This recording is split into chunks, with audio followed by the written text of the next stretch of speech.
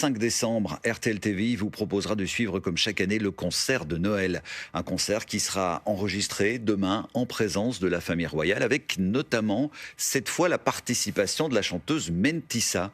L'une de nos équipes s'est glissée dans les coulisses du Palais Royal pour assister aux dernières répétitions. C'est un reportage signé Amélie Schiltz et Pascal Noriega. Dimanche au Palais Royal, les artistes sont attendus. Waouh! C'est joli! La chanteuse Mentissa entre dans le palais pour la toute première fois. C'est dingue parce que je suis passée sur cette place au moins 1000 fois, à pied ou en bus. Et là, je me retrouve de l'autre côté. Ça fait bizarre parce que tu vois les gens regarder à l'intérieur et prendre des photos. C'est là où on se rend compte à quel point le Palais Royal, c'est quand même historique, quoi. C'est très calme. C'est magnifique.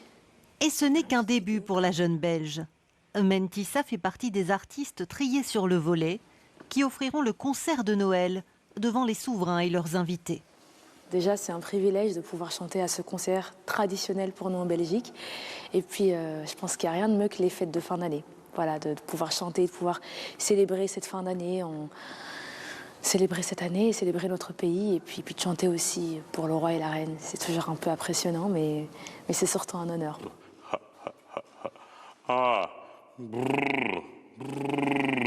Dans un salon du palais transformé en loge, le baryton s'échauffe la voix.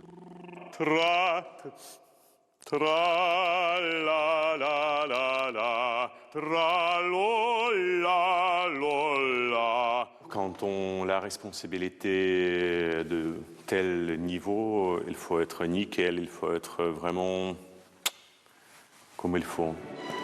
Tous les artistes, musiciens et chœurs d'enfants ont répété chacun de leur côté.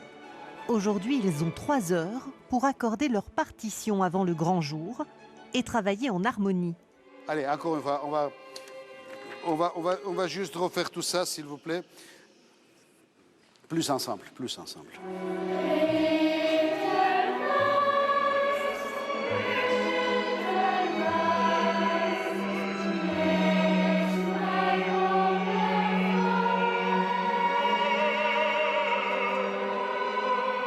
La magie de Noël commence à opérer. L'imposante salle du trône a retrouvé tout son faste après de longs travaux de rénovation des façades et châssis. L'an passé, le concert de Noël avait dû être annulé pour la toute première fois depuis 1992. Pour les souverains, c'est un moment important, c'est une façon de bien clôturer l'année. Après souvent beaucoup d'activités officielles sur le terrain, c'est l'occasion à notre tour de rendre l'appareil à tous ces gens qui nous ont accueillis, qui ont accueilli les souverains, et donc de pouvoir les remercier en les invitant pour un concert chaleureux ici en période de Noël.